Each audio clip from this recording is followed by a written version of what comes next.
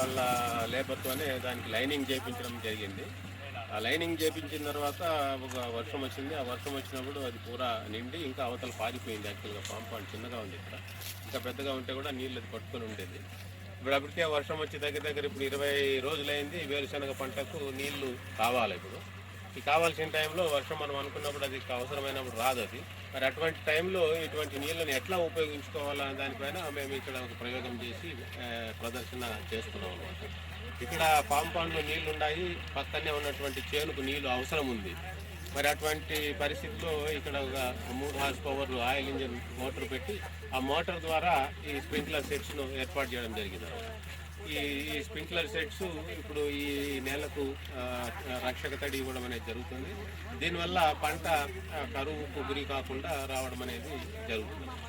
So ఈ ప్రదర్శనను మేము ఈ సంవత్సరం విస్తృతంగా చేసి చాలామంది రైతులకు చూపించాలా అని చెప్పని తద్వారా వాళ్ళు తెలుసుకుని దీనివల్ల పాంపాండ్లో ఎక్కువ చదువుకునేదానికి అవకాశం ఉంటుంది. తెలుసుకొని లైనింగ్ చేసుకొని వర్షాధార పంటలను రక్షించుకునేదానికి అవకాశం అనేది ఉంటుంది.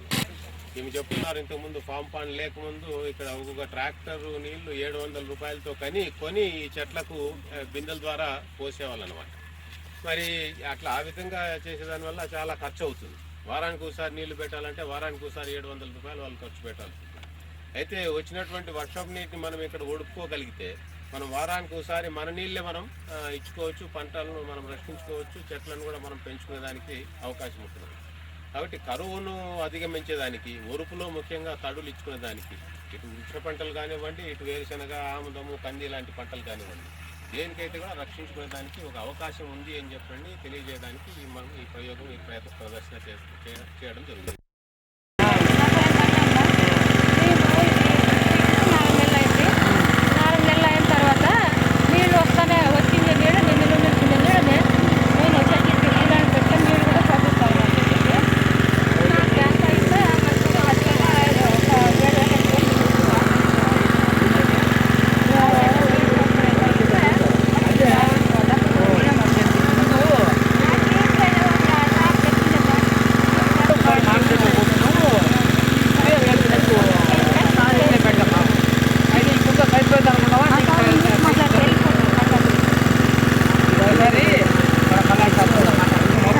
ఈ ప్రోగ్రాము ఎందుకు పెట్టుకున్నామంటే ఇంతకుముందు మనం మాట్లాడుతున్నాం కదా, మనకు వానలు అయితే వస్తాయి కానీ ఒకసారి ఎక్కువ వచ్చి ఒకసారి తక్కువ వస్తున్నాయి.